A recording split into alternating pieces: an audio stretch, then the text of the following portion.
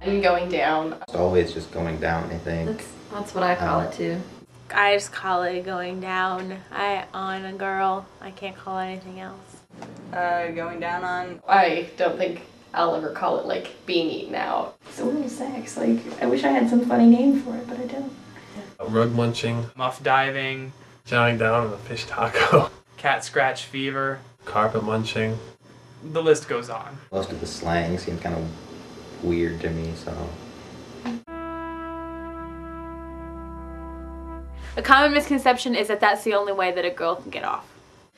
I don't think most boys know where to go with the oral sex. They're thinking, oh, you know, that's where I stick my wiener, that must be where it feels good now. It's a little bit this way. North, sirs. No. Okay, the smell. I don't know where that comes from. Again, maybe it's like with the not showering thing, maybe it's just us college girls, but I've never been told that I smell. And I hear it a lot. Guys are like, well, girls smell, that's why I'm not going to do it. They're like, oh, it smells bad and it tastes bad, which is true for some ladies, but if you wash your vagina, it is not true. Wash your vagina.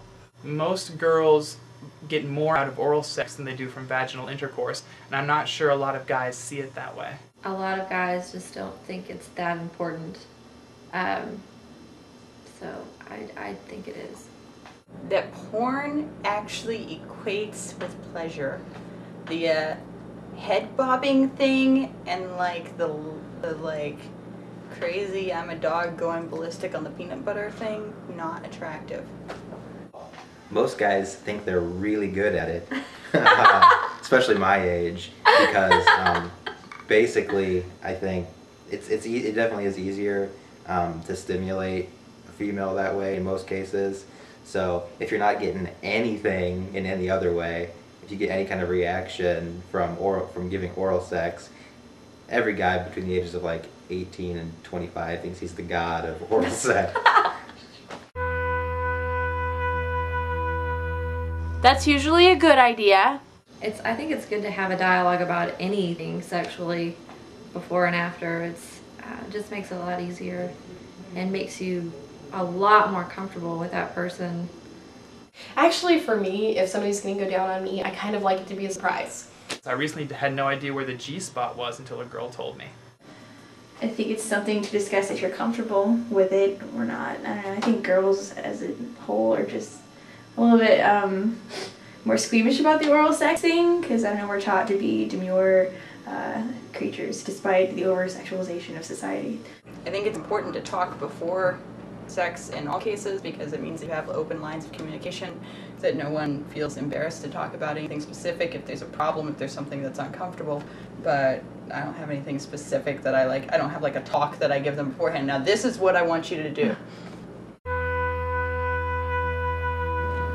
Patience? It really depends on the girl, but for the most part I find that girls like you to use the tip of your tongue and to just stick with that. I mean, you can switch gears every now and again, go to sucking, kissing, whatnot, but for the most part they like that. I think boys should learn how to suck because I think that feels really good.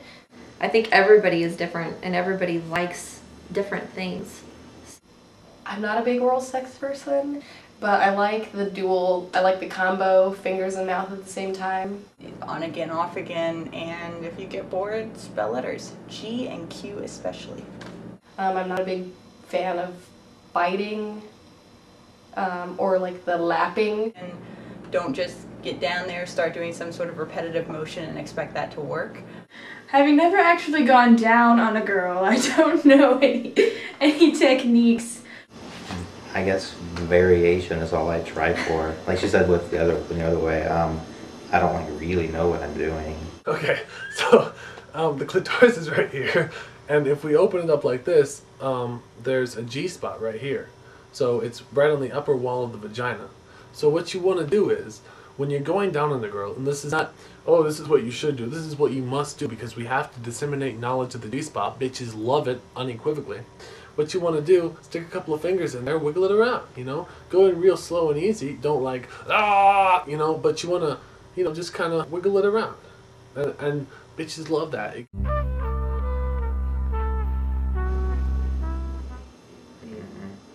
I've never used protection.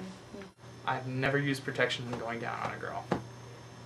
And my penis fell off yesterday. Committed relationship, both been tested, so we don't use protection. Never used protection. I probably should. Dental dams.